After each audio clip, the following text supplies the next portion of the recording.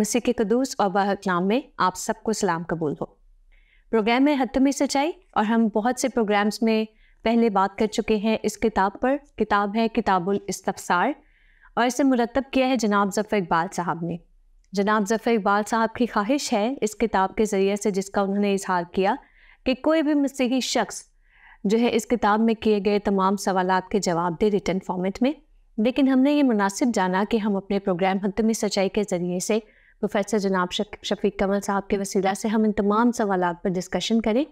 आज भी हमने एक टॉपिक का इंतखाब किया है, बड़ा ही खूबसूरत टॉपिक है और बड़ा ही अपनी नौयत का एक थोड़ा डिफरेंट टॉपिक है। मेरा नहीं ख्याल कि इससे पहले हमने अपने किसी भी प्रोग्राम में इस पर बात की होगी। आज के लिए हमारा टॉपिक है इस किताब में से जनाब मसीह अहदनामा कदीम का मुस्ताक। और इस टॉपिक पर बात करने के लिए दावत देना चाहूँगी प्रोफेसर जनाब शफ़ीक कमल साहब को। सर खुशामदीद। सर, इस टॉपिक के हवाले से कि जनाब मसीह अहदनामा कदीम का मुस्ताक, ज़फ़र इक़बाल साहब कहते हैं, मैं सोच रहा हूँ कि जब जनाब मसीह ने अहदनामा कदीम की इबारत अपने दावाए मसीह की तायद में पेश की तो क्या लाजिम नहीं आता कि वो इसके पूरे पूरे मुस्ताक होते। अहदनामा जदीद में जो कुछ अक़वाल यसू यानी एग्राफा के नाम से मौजूद है वो वाकई इन्हीं का फरमूदा है या फिर इंजील नवीसों ने अपने किसी ख़ास नज़रिया की आबियारी के लिए मनपसंद अल्फाज जनाब मसीह के दहने मुबारक से अदा करवाए हैं। शुक्रिया। टॉपिक भी बड़ा कॉम्प्लिकेटेड है और ये खास तौर पर ये जो क्वेश्चन वैसे तो आम तौर पर मैं आपको बताता ही हूँ कि ज़फ़र साहब बल्कि दीगर मुसलमान भी जब एतराज़ करते हैं तो वो किसी न किसी फैलसी का शिकार होते हैं। आज तो वो सरासर फैलसी का शिकार। देखें, जो एतराज़ कर रहे हैं वो लफ्ज़ फ़र्क है, ये लफ्ज़ भी भूल गए हैं। इन्होंने कहा कि वो जो मसीह यसू के अक़वाल हैं एग्राफा के नाम से मौजूद हैं बाइबल मुक़द्दस में, असल में ये एक लफ्ज़ को कंफ्यूज कर रहे हैं, दो लफ्ज़ों में कंफ्यूजन इसको हो गया। वो जो लफ्ज़ है वो है गैग्राप्टाई। ओके, गैग्राप्टाई जिसको मसीह यसू ने बेशक 67 टाइम्स इस्तेमाल किया न्यू टेस्टामेंट के अंदर। गैग्राप्टाई लिखा है, रसूलों ने भी शायद कहीं ना कहीं इसको इस्तेमाल किया है। तो वो जो गैग्राप्टाई है ये उससे कंफ्यूज कर गए हैं। गैग्राप्टाई यसू मसीह जब कह रहे थे तो वो कहते थे लिखा है। ओके। और वो लिखा कहाँ है? वो शरीयत की किताब में, ओल्ड टेस्टामेंट में लिखा है। ज़रूरी नहीं है कि वो उसका हवाला किताब का नाम लेकर दें, शायद कहीं कहीं कर भी दिया, लेकिन ज़्यादातर उन्होंने बस यही कह दिया कि लिखा है। और जिन लोगों से वो मुखातब थे वो ये समझते थे कि जब यसू मसीह कह रहे हैं कि लिखा है तो कहाँ लिखा है, एग्जैक्ट उनको पता होता था। तो बाज़ औक़ात उनसे ये भी पूछ लेते थे कि आप इसको कैसे पढ़ते हो, ठीक है। तो जब वो ये कहते थे कि लिखा है तो वो आर्गूमेंट डेवलप कर रहे थे कि चूँकि यहूदी उलमा के साथ वो बातचीत कर रहे थे, तो जब ये कहते थे गैग्राप्टाई के लिखा है और वो बोल भी देते थे तो ये उनके लिए हुज्जत थी कि अगर लिखा है और यसाया में लिखा है, तौरेत में लिखा है, तो फिर तो उनके लिए मानना फ़र्ज बन गया, अब इनकार नहीं कर सकते। अच्छा, एक तो इसका ये पहलू था गैग्राप्टाई का। दूसरा, क्रिश्चियंस के लिए ये पहलू है कि ओल्ड टेस्टामेंट को यसू मसीह ने, आप देखें कि 67 टाइम्स तो ये बोला कि लिखा है, लेकिन इससे भी कहीं ज़्यादा दफ़ा मसीह यसू ने बगैर ये इस्तिलाह इस्तेमाल किए भी ओल्ड टेस्टामेंट को रेफरेंस के, सही रेफरेंस के। अच्छा, फिर पौलुस रसूल ने भी बहुत ज़्यादा ओल्ड टेस्टामेंट को, इवन पतरस ने भी किया। तो ये वो जो कोटेशन देते थे ओल्ड टेस्टामेंट की, याद रहे कि क्रिश्चियनिटी वजूद में आई है मसीह यसू की ज़ात की वजह से। बहुत सारे लोगों को इस बात का नहीं पता। वो कहते हैं कि शायद ये ओल्ड टेस्टामेंट की वजह से बेस में आई थी। अच्छा, कुछ लाइन्स हैं जिनको हमने क्लियर करना होता है, लेकिन चूंकि यसू मसीह की वजह से जब क्रिश्चियनिटी वजूद में आ गई, हमने उसको लॉर्ड मानना शुरू कर दिया, तो फिर क्रिश्चियंस ने बाद में सोचा कि मसीह यसू ओल्ड टेस्टामेंट को कोट बहुत करते थे, लेट्स सी इट। उन्होंने जब इसको पढ़ा तो उनको पता चला, उनकी हैरत की इंतहा ना रही कि जितना यसू मसीह ने कोट किया था, जितना रसूलों ने कोट किया था, उससे कई गुना ज़्यादा सैकड़ों गुना ज्यादा बाइबल मसीह यीशु के बारे में बता। Then Old Testament became a Christian book. ठीक है, ये है दुरुस्त बात जो समझने वाली है। सही। तो वापस आते हैं जफर इकबाल की तरफ कि वो कहते हैं कि मसीह यीशु के नाम शायद ये मंसूब कर दिया गया और वो लफ्ज़ बदल दिया उन्होंने कहा एग्राफा।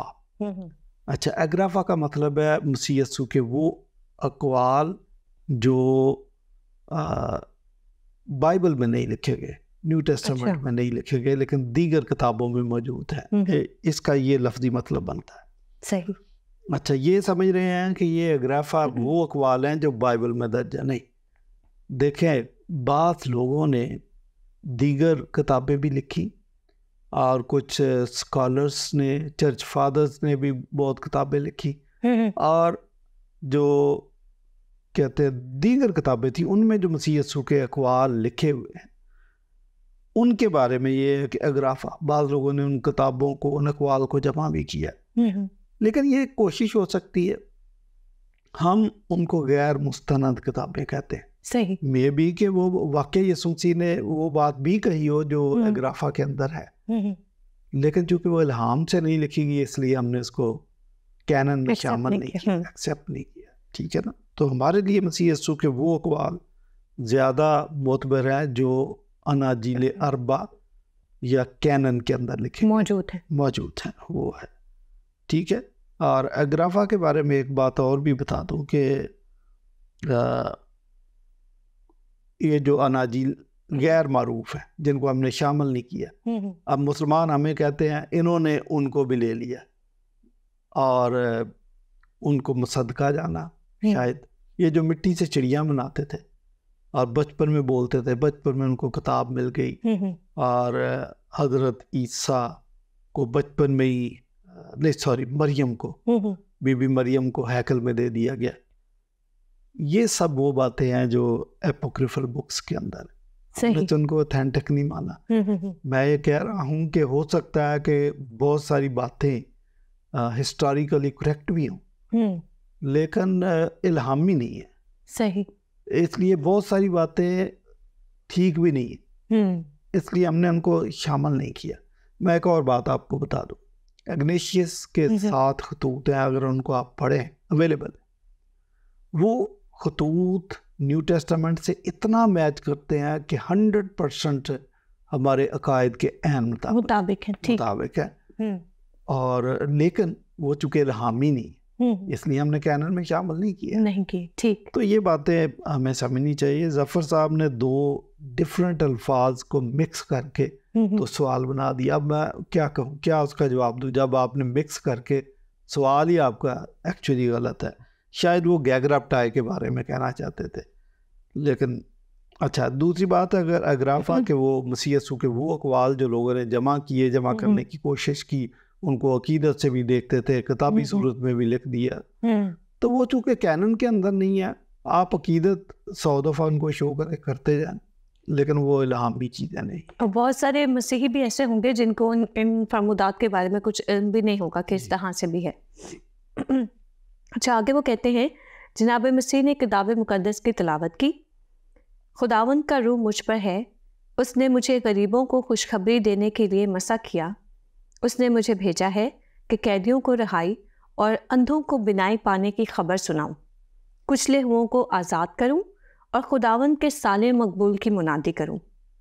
फिर वो किताब बंद करके और खादिम को वापस करके बैठ गया, और जितने इबादत खाने में थे सबकी आंखें उस पर लगी थीं। वो उनसे कहने लगा, आज ये नविश्ता तुम्हारे सामने पूरा हुआ है। अच्छा, इससे पहले कि हम जफ़र इकबाल साहब के सवाल की तरफ जाएं, मेरा ये सवाल कि नए अहदनामे में लिखा है खुदा का रूह, और पुराने अहदनामा कहता है खुदावंद खुदा की रूह, तो सर ये क्या? पहले तो अगर आप इस पर थोड़ी रोशनी डालें। अच्छा, ये आपका ज़ाती सवाल जी।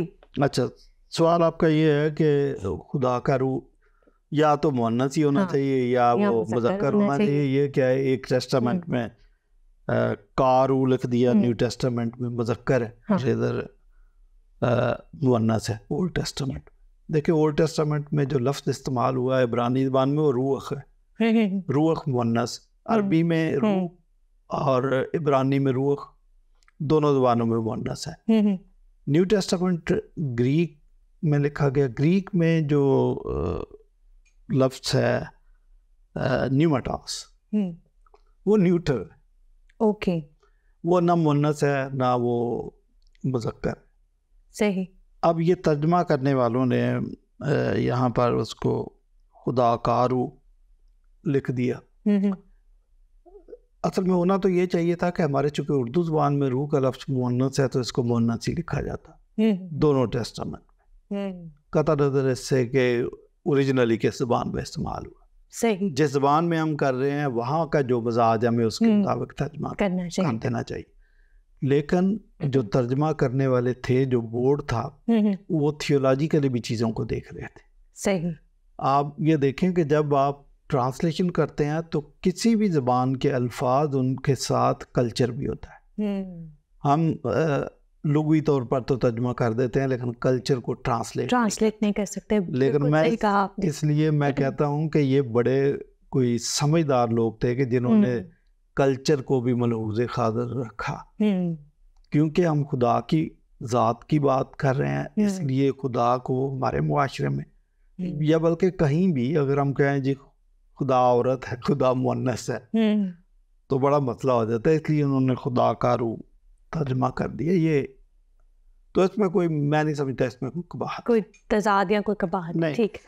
अच्छा, इससे से रिलेटेड जो ज़फ़र इकबाल साहब का सवाल था जो मैंने अभी इबारत पढ़ी, उसमें वो कहते हैं अगर हम यसाया नबी का सहीफ़ा पढ़ें तो वहाँ पर इबारत फ़र्क है बामुकाबला जनाब मसीह की तिलावत की हुई इबारत से। क्या सही है सर? नहीं, फ़र्क नहीं है। कुछ बातें हैं जो यसु मसीह ने, एक फ़िक्रा शायद यसु मसीह ने छोड़ दिया था। मसीह यसाया को कोट कर रहे थे, यसाया 61 बाब की पहली और दूसरी आयत पढ़ी थी। सही। तो वो तो आपने शुरू में पढ़ी दी है। वहाँ पर एंड में जो लिखा है कि और खुदावंद के रोज़े इंतकाम का भी इश्तहार दो। दो बातें, खुदावंद के साले मकबूल की मुनादी करूँ और खुदावंद के रोज़े इंतकाम का भी इश्तहार दो। असल में कॉन्टेक्स्ट को छोड़ देते हैं। बात यह है कि यसु मसीह ने यह हवाला पढ़ा क्यों, पहले तो आप ये देखें। अगर आप कॉन्टेक्स्ट कोई बैकग्राउंड को बयान नहीं करते तो आप सारी चीज़ें मिस कर जाते हैं। कॉन्टेक्स्ट देखें कि मसीह यसु कहना क्या चाहते थे। पूरा आप पैसेज पढ़े तो आपको पता चलेगा कि मसीह यसु आए थे यहूदियों की सोच को दुरुस्त करने। वो सोच क्या थी कि वो गैर अक़वाम से नफ़रत करते थे। वो ये समझते थे कि सिर्फ बनी इसराइल खुदा की चुनी हुई कौम है, और जब वो ये कहते थे कि इब्राहिम, इसहाक और याकूब का खुदा, तो वो इसको नेशनल गार्ड समझते थे। मसीह यसु इस बात को जानते थे। मसीह यसु आए यही थे कि चूँकि मैं अक़वाम आलम के लिए आया हूँ और ये निजात आलमगीर है, लिहाजा चूँकि चर्च शुरू होगा यहूदियों से, उसका क्रैडल वहीं पे है, तो पहले इनके दिमाग तो दुरुस्त करूँ, इनकी सोचों के धारों को तब्दील करूँ।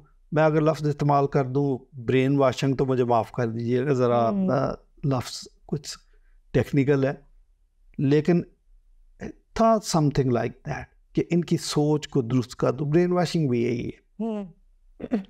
तो जब तक आपको यही नहीं पता कि यसु मसीह करने के आए थे तो आप उस टेक्स्ट को क्या समझें। अब ये जो हवाला पड़ा था इसमें यसु मसीह ने खुशखबरी बनाई है, बताई है लोगों को, और बहुत सारी चीज़ें बताई हैं, और ये भी बताया कि इन सारी चीज़ों के बाद एक दिन रोज़े अदालत है, अकाउंटेबिलिटी का भी दिन है। अकाउंटेबिलिटी के दिन के बाद जो यसाया बात करता है वो कहता है कि वो इंतकाम का भी दिन है। इंतकाम के दिन का मतलब है कि अकाउंटेबिलिटी के बाद जो मुजरिम ठहराए जाएंगे उनको सज़ा दी जाएगी। ये खुदा ने अपने तारफ़ में भी बात बताई। अब यहूदी यसाया की इन दो आयात की जो तशरीह करते थे वो ये करते थे कि यहूदी, इसराइली, बनी इसराइल ये तो बख्शे बख्शाएँ, इनका हिसाब नहीं होगा। हम तो इब्राहिम की नस्ल से, हमारे लिए क्या मसला। वो जिस तरह जुम्मे के खुतबे में मौलवी साहब बयान करते इसी तरह वो भी यहूदी रब्बी भी जज्बाती हो गए, यही बातें, इसी किस्म की बातें बताते थे कि भाई हज़रत इब्राहिम उधर गेट पे जन्नत पे खड़ा होगा तो उसने कहना कि चलो ये तो हमारे ही लोग हैं, पहचान लिया, मैं इनको आने दो, इनसे पूछने की जरूरत, मेरी ही औलाद है। हाँ बिल्कुल ऐसे ही। और ये जो इंतकाम की वो तशरीह करते थे, वो कहते थे कि ये गैर कौमों के लिए, ठीक, गैर कौमों के खुदा उस दिन जबड़े तोड़ देगा, इनको बांध दिया जाएगा। ये वो पहले ही ये बात मानते थे कि गैर कौम जहन्नम का ईंधन है। बहुत सारी बातें मुसलमानों की और यहूदियों की मिलती जुलती थी। सही। तो मुझसे ये बात जानते थे कि ये हवाला अगर मैंने पूरा पढ़ा तो ये जो मेरे मुखातबीन है ये समझेंगे कि चाहे हमारा हम ख्याल है, ये भी वही सोच रहा है कि हम तो बख्शा हैं और जन्नत हमारी है और जो इंतकाम है वो गैर कौमों के लिए। इसलिए जानबूझ के मसीह यस्सु ने वो वाला पोर्शन छोड़ दिया था। और जब छोड़ दिया तो यहूदियों ने इस बात का बुरा बनाया। तो इसको आप ये नहीं कह सकते कि कंट्राडिक्शन है, इसमें आप ये देखें कि मसीह यस्सु के दिमाग में क्या बात थी, वो क्या करना चाह रहे थे। और किया उसने पूरा लेक्चर जब आप सुने तो उसमें मसीह यस्सु ने ये बात बताई कि खुदा सारी कौमों का खुदा है। और मुख्तलिफ 2-3 हवाले भी यीशु मसीह ने दे दिए कि जब काल पड़ा था तो वहाँ पर जो बेवाएं थी, क्या सिर्फ बनी इसराइल की बेवाओं के पास उसको ही फैसिलिटी मिली, बल्कि गैर कौम की बेवा भी थी, उसको भी एलिया उसके पास भेजा, ठीक है ना, और उसने उसको तेल और आटा सब कुछ मुहैया कर दिया। अगर वो आपकी सोच का हामिल होता तो एलिया भी कहता कि पहले बनी इसराइल की बेवाओं को बुलाओ, इनको आटा तेल सब कुछ दे दो। अब अगर कुछ आटा बच गया, तेल बच गया, आज ही बच गया, तो ये इस बेवा को भी दे दो जो गैर कौम की आई हुई। उसने ऐसा नहीं किया, उसने ऐन खुदा के हुक्म के मुताबिक सब कुछ छोड़ के वो सारपत की बेवा के पास गया। दूसरा हवाला जो यीशु मसीह ने दिया वो ये बताया कि जो नुमान कोढ़ी जी, वो यहूदी नहीं था जी। क्या यहूदियों में लोग बीमार नहीं होंगे? मसीह यीशु के अपने ज़माने में जब 10-10 कोढ़ी लाइन बना के आ रहे थे, तो इसका मतलब कोढ़ की बीमारी वहाँ एग्जिस्ट करती थी। जी जी, एग्जिस्ट भी करती थी। और 2 शहर ऐसे बनाए हुए थे जिसमें ये बीमार लोग रहते थे, पूरे 2 शहर बनाए हुए थे। तो लेकिन शिफा किसको मिली? नुमान सुरयानी, जो कि यहूदी नहीं था। तो इसका मतलब खुदा के सोचने का जो अंदाज है वो नहीं है आपके जैसा नहीं है। एक और वाक़या मैं आपको बता दूं कि लूका 9 बाब की 51 आयत में जाते हैं सामरियों के शहर में, मसीह यीशु जाते हैं, शागिर्द भी साथ हैं, तो उन्होंने कोई ख़ास आओ भक्त नहीं की। तो शागिर्द नाराज हो गए, उन्होंने कहा उस्ताद एक तो गैर कौम के लोग हैं, वैसे ही जहन्नम का ईंधन कल भी जलना, आज भी जलना, आपकी आशीर्वाद चाहिए, इजाजत चाहिए, खुद को शमला कर देते हैं इन पे, आसमान से आग नाज़िल कर देते। सही। मसीह यीशु ने कहा लो, तुम जानते नहीं हो मेरा मिशन क्या। मेरा मिशन लोगों की जान लेना नहीं है, बल्कि लोगों की जान बचाना है। सही। दैट वाज द कॉन्टेक्स्ट जब यीशु मसीह ने ये हवाला पढ़ा था, ठीक है ना। आप पता नहीं किधर मिला देते हैं, ढाके की बंगाले के साथ मिला देते हैं। आप कंटेक्स्ट को पढ़े समझे बगैर आप बात नहीं कर सकते। तो ये था, कुछ कंट्राडिक्शन नहीं। सही। आगे वो कहते हैं जनाब मसीह ने जब यसाया की तिलावत की तो ज़ेल की आयत की तिलावत ना फरमाई जिनमें मसीह के दीगर फ़राइज़ भी बयान किए गए थे, जैसा कि और सब गमगीनों को दिलासा दूँ, सय्यून के गमज़दों के लिए ये मुकर्रर कर दूँ कि उनको राह के बदले सहरा और मातम की जगह खुशी का रोगन और उदासी के बदले सिताइश का खिल्लत बख्शूं। ऐसा क्यों किया उन्होंने? अगर आपने गौर से मेरे पहले 2-3 सवाल उनका जवाब सुना है तो उन्हीं के अंदर जवाब है। बिल्कुल। ये ज़फ़र इक़बाल साहब का मसला ये है कि जो पहला सवाल करते हैं, चूँकि वो पहला सवाल ही गलत होता है, फैलसी का शिकार हो जाते हैं, तो बाकी के 4-5 सवाल जो होते हैं वो उसी का शाखसाना होता है।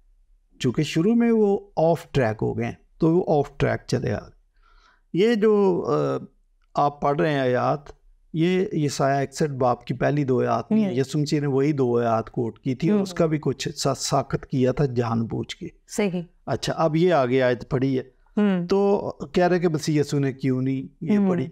अब फिर मैं कह देता हूँ चलो यीशु मसीह ये आयत भी पढ़ देते, कोई और ग्रुप आ जाता जी पूरा चैप्टर क्यों नहीं पढ़ा। अच्छा, चलो वो पूरा चैप्टर ही पढ़ देते, तीसरा ग्रुप आ जाता, चौथा ग्रुप आ जाता, वो कहते जी जब ये साया पढ़ा तो फिर आगे यिर्मयाह भी पढ़ देते, ठीक है ना। पांचवा ग्रुप आ जाता, यार जब शुरू किया था तो मलाकी तक पढ़ना चाहिए था। बात ये नहीं है, बात ये है कि जो शख्सियत खड़ी है आप उनसे पूछे कि आपने इतना पढ़ा, सिर्फ 2 आयतें पढ़ी हैं, किस मकसद के लिए था? वो तो मकसद उन्होंने बयान कर दिया था, बल्कि अपनी सारी 3.5 साल मिनिस्ट्री के अंदर इसी मकसद को बयान करते रहे। बाद भी उन्होंने ये जो तमसील दी है पाकिस्तान वाली कि पाकिस्तान तुमसे लेके गैर को दे दिया जाएगा, वो इसी हवाले का शाखसाना था। तो आप समझने की कोशिश करें। रही बात ये जो 2-3 आयतें आपने कोट की हैं कि यीशु मसीह का तो ये तो मिशन था, तो ये तो पूरा नहीं हुआ, ये तो उन्होंने बयान ही नहीं किया। कर रहे थे बयान, आपको पता नहीं है। आपने इक़्तिबास का जो मकसद है वो पढ़ें, वो था गैर अक़वाम से मोहब्बत। और जब गैर अक़वाम से मोहब्बत है तो उससे सारी चीज़ें समझ आ जाती हैं। मसीह यीशु का जो मिशन था वो होलिस्टिक मिशन था, वो उसमें गैर अक़वाम से मोहब्बत, गरीबों से मोहब्बत, गरीबों के लिए खुशखबरी, ओप्रेस्ड पीपल की आज़ादी, कैदियों की आज़ादी, उनके हकूक़ के लिए काम करना, भूखों को खाना खिलाना, नंगे को कपड़ा पहनाना, वो तो ये सारी चीज़ें बयान कर रहे थे। वो तो ये भी बयान कर रहे थे कि निजात अक़वाम आलम के लिए भी है और उनको इस निजात में शरीक होना चाहिए, उनको खुदा की बादशाहत में शरीक होना चाहिए, वो सारी बात कर रहे थे। रही बात ये गमगीनों को दिलासा देने की बात, तो ये जो निजात बख्श काम था, अच्छा लिटरली भी उन्होंने दिलासा दिया, लेकिन अक़वाम आलम के लिए, आने वाली नस्लों के लिए ये निजात का काम करके, और ये भी कह दिया कि देखो दुनिया के आखिर तक मैं तुम्हारे साथ हूँ। तो ये निजात का काम था जो पूरा कर दिया, उसमें ये सारी चीज़ें खबर होती। अच्छा, यीशु की तिलावत करदा आयात में ये अल्फाज अंधों को बिनाई पाने की खबर दो, ये साया में मौजूद नहीं, इस पर आप क्या कहेंगे सर? देखें, मैं फिर कहूँगा कि ये कॉन्टेक्स्ट को तोड़ मरोड़ के पेश करते हैं। यीशु मसीह ने, आपको पता कि ये कलाम 2 धारी तलवार, तो यीशु मसीह ने भी जो वहाँ पर जो कुछ भी बयान किया, जब बात शुरू की खुदावंद का रूह मुझ पर है, यानी मुझे मसा किया गया है, तो जब मसा किया गया तो वहाँ पर यरूशलेम चार्टर भी बयान कर दिया था, जिसको मंशूर यरूशलेम के नाम से लोग जानते हैं। उसमें वो क्या क्या करना चाहते हैं, क्या क्या करेंगे, और क्रिश्चियंस से वो क्या क्या एक्सपेक्ट करते हैं, ये सब बयान कर दिया था। सही। अच्छा, बीच में अब आपका सवाल है जी कि अंधों को बिनाई पाने की खबर दूं। यसाया में तो ये मौजूद ही नहीं, यसाया में बिल्कुल मौजूद है, आपको पता नहीं है। हाँ, आप ये कहें कि यसाया 61 बाब की पहली 2 आयत के अंदर ये नहीं है, लेकिन ये कहना कि ये साया में मौजूद नहीं है या ओल्ड टेस्टामेंट में ये चीज़ है ही नहीं है। ये साया 35:5 बाब का कंटेक्स्ट अगर आप देखें तो खुदा ने कहा मैं खुद आऊँगा, और जब मैं आऊँगा तो उस वक्त अंधों की आंखें वाक की जाएंगी। ये खास कर और भी है, और जो लंगड़े हैं वो हिरन की मानद चौकड़ियाँ भरे। और यही हवाला जनाब मसीह ने जनाब यूहन्ना को भी कोट किया। एग्जैक्टली। तो वो मंशूर यरूशलेम बता रहे थे। हाँ, अब एक और आप बात बता दूं जो आपको परेशान करेगी ज़फ़र इकबाल साहब को, कि क्या ऐसा हो सकता है कि मसीह यीशु जब कोटेशन दे रहे हैं तो वो एक वक्त में 2 जगह से कोटेशन दे? बिल्कुल हो सकता है। मैं आपको 2 मिसालें दे देता हूँ, लेकिन ऐसी जगह भी हैं कि पौलुस रसूल ने खुद और मसीह यीशु ने 3-3 जगह भी बियाक वक्त हवाले कर दिया। सही, वो बात करते थे। बल्कि मैं कहता हूँ वो जो मुहावरा है कि दरिया को कूजे में बंद करना, वो दरिया को कूजे में बंद कर देते थे। मैं एक और मिसाल देता हूँ कि पौलुस ने जो लिखा है रोमियो का खत, तो पूरी बाइबल की थियोलॉजी को उसने उसमें समो दिया। एग्जैक्टली मिनी बाइबल लोग उसको कहते हैं। क्यों कहते हैं? पूरी बाइबल ही कोट कर दी है उसमें, तो ये है। अच्छा, ये यूहन्ना 15वें बाब की 25 आयत, इसको ज़बूर 35 और 19 में, और फिर ज़बूर 69 और 4 में कोट किया गया। इसी तरह मत्ती 21 और 42 में, जहाँ कोने के सिरे का पत्थर, इसको ज़बूर 118 की 22 और 23 आयत में, और इसी तरह यसाया 8वें बाब की 14वीं और 15वीं आयत में कोट किया, उससे ये इक़्तिबास लिया। तो ये कहना कि मसीह यीशु ने भी अंधों की आंखों की बात कर दी, तो ये तो 61 बाब में नहीं था, दीगर जगहों पर तो है। ये तो समझने की ज़रूरत है। इसलिए बाइबल को तफसील के साथ और तरतीब के साथ पढ़ने की ज़रूरत है, और इसी वजह से हम कहते हैं कि मसीह यीशु की बातों को समझने के लिए ओल्ड टेस्टामेंट का पढ़ना और समझना बहुत ज़रूरी है। अपने प्रोग्राम में आज हमने बात की जनाब मसीह अहदनामे कदीम के मुस्ताक। उस पर बहुत ही खूबसूरत तरीके से प्रोफेसर जनाब शफीक कमल साहब ने अपने दलाइल पेश किए। उम्मीद है कि ना सिर्फ ज़फ़र इक़बाल साहब की बल्कि बहुत सारे और नाज़रीन की भी बहुत सी फैलिसिस दूर हुई होंगी। पिछले दिनों मुझे मेरे हस्बैंड के साथ इत्तफाक हुआ एक थिएटर देखने का। वो थिएटर था जिसमें जो है एक ड्रामा, जर्मन ज़ुबान का ड्रामा, उसे उर्दू में ट्रांसलेट करके पेश किया गया। उसमें बहुत सी ऐसी बातें थी जो मुझे बिल्कुल भी समझ नहीं आई कि ऐसा क्यों था। जैसे कि उसमें किसी शादी का जिक्र था, और शादी से पहले जो है वो बार बार ये गर्दान कर रहे थे कि जो लड़के का बाप है वो ब्रेड तैयार करेगा और ब्रेड जो है वो काली होनी चाहिए। अब मुझे इस बात का अंदाज़ा नहीं था, लेकिन मेरे हस्बैंड ने मेरे कान में कहा ये इनका एक कल्चर है जिसको ये रिप्रेजेंट कर रहे हैं। बाइबल मुकद्दस में भी बिल्कुल ऐसा ही है। जब तक हम अहदनामा कदीम को उसी कल्चर के हिसाब से, यहूदियों के ज़ुबान के हिसाब से, उनके तमाम मुहावरात के हिसाब से नहीं देखेंगे, हम इन तमाम बातों को समझ नहीं पाते। इसीलिए ना सिर्फ ज़फ़र इक़बाल साहब बल्कि और बहुत से लोग भी बहुत से फैलिसिस का शिकार होते हैं। हम इसके लिए शुक्रिया अदा करते हैं उन तमाम लोगों का, ख़ास तौर पर प्रोफेसर जनाब शफीक कमल साहब का, जो कि उसकी रूट लैंग्वेज में जाके हमें बातों को समझाते हैं कि इसका असल लफ्ज़ क्या है और उसका असल मतलब क्या है। मेरे ज़फ़र इक़बाल साहब के और उन तमाम लोगों की जो क्रिटिक करते हैं बाइबल मुकद्दस पर, वो क्रिटिक करते हैं तर्जुमा पर। अच्छी बात ये होगी कि आप असल मतन को देखें, असल ज़ुबान में उन आयात को देखें, उन हालात और वाक़यात को देखें। 2000 साल कबल पहले के तमाम जो सिचुएशन थी उनको आज के जदीद दौर में रखते हुए ना देखें, तो आपकी बहुत सी मुश्किलात पढ़ते हुए ही हल हो जाएंगी। आपको शायद किताबुल इस्तफ़सार जैसी बहुत मोटी मोटी किताबें तहरीर करने की ज़रूरत नहीं पेश आएगी। दुआ करते हैं कि खुदा ताला आपके भी जहन को खोले, आपकी आंखों के छिलकों को भी गिराए, ताकि आपकी पहुँच भी हतमी सच्चाई तक हो सके। और सच्चाई तक हर एक की रसाई मुमकिन है, बशर्ते कि इस सच्चाई की तलाश की जाए। दुआ गो है कि जब आपको ये सच्चाई मिल जाए तो आप इसे कबूल करने का हौसला और हिम्मत अपने अंदर रखें। मुझे और मेरी टीम को इजाज़त दीजिए। खुदा हाफिज़।